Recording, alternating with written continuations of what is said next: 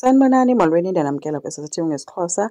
SinoDr Hlongwane apha ogama linguZethu. uZethu uzalwa noNgaraji noNomfundo, ezalwa ngumama uMashabalala notata uHlongwane. So ufuna umsebenzi akawufumani, uthi une-experience ye-5 years, una-7 months egradyuweyithile, uyofuna eSandton Hospital. Apho afikele khona kumphathi wakhe nomxelele into yoba abakwazi ukumthatha kodwa i-experience bayayibona uba unayo and bebengamthatha. But njengoba u-government ezifrizile ii-posts kwii-government hospitals nabo ngeke bakwazi ukumthatha. So ke kwanyanzeleka ke usisi into yoba decide into yoba funeka abuyele back ekhaya. Kwi-love life une-boyfriend ke anaye egama layo lunguShobane. uShobane lo ubonakala ethetha efowunini, uyatshitha, unenye i-girlfriend. Ngoku ezayo uZethu yena uncokola nesinye isithandwa sakhe, wabe seyidropha ke ifowuni xa ebona uZethu.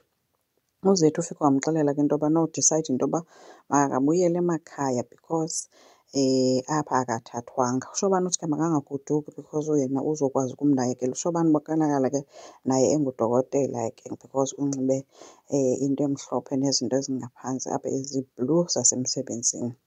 So uZethu uthi hayi funeka abethwe ngumoya nje akagoduke. Ufikile ke endlini wapakisha ke wavalelisa kwitshomi yakhe waya kowabo.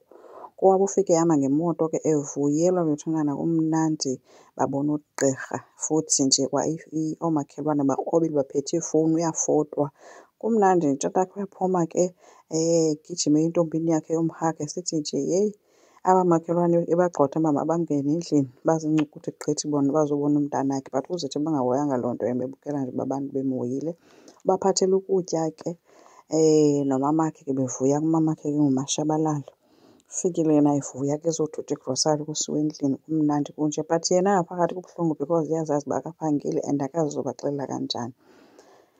Naxa kutyiwa ke leyithi seso umelwe ngutatomncinci bakhe into yoba uzawusebenza phi, eyayizulisela loo part. But uyise yena ude wayithetha ngokwakhe wagesa ngokwakhe utatakho into yoba uthathwe eMaritzburg okanye uthathwe phi na. Hayi noba uthathwe eGoli. Hayi ke bavuya ke bethi uthathwe eGoli. Akakatsho yena uba uthathwe but akanawo amandla okubaxelela uba akanamsebenzi. Kukhona ithaveni ke apha endaweni kuthiwa kuseShwabi's Tavern, apho ke uNgaraji ongubrother kaZethu osebenza khona. Kukho abafana bebesela khona abalwileyo ke phayana, belwa ngentombazana bathi igama layo nguZintle. Bade bagwazana ke abo bafana, kwafowunelwa ke e-police station. Apho e-police station kufuneka babuye amapolisa azobathatha. But ke e-police station kufowunwa nje, kukhona ipolisa lakhona ke lingumphathi ekuthiwa nguSifiso. uSifiso esifumanisa into yoba akangomphathi wamapolisa nje kuphela, ulilo negqirha okanye isangoma sendawo. So loo call ingena ke uSifiso ebhizi nekheyisi yamakhehlekazi amabini azomangalelana ngeenkukhu endingazi uba zenzeni kwiyadi yomnye. Kodwa ke wabehlisa umoya esithi mabayithethe kakuhle le nto. Hayi ke amaxhagwazana ke kuthe kusothetha uSifiso, yeyi elinye lathatheka lisithi yho, uba bekuthiwa kuyabuyelwa emva ndibuyele emva ndibe mncinci. So uSifiso ke nguloo mntu ke uyitshama ke nasendaweni.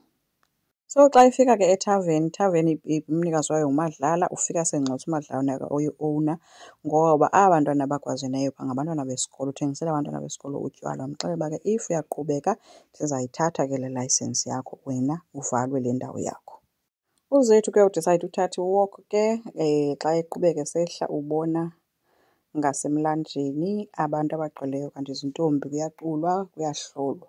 Kanti udade wabo uNomfundo naye uphayana, eye ke khawuleza akafike ethatha uNomfundo emtsala esithi uNomfundo akazuyenza lena into and le nto kukukhontrola nje amantombazana le yenziwa apha akayithandi, if not for umntana kowabo. So babe bemngxotha abamama uba yeli isiko eli, nawe le nto ukhule uyenza.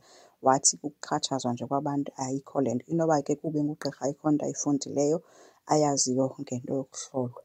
So uthe ke sangxoliswa ngaboomama ke imtsalile kudade wabo ke bayahamba.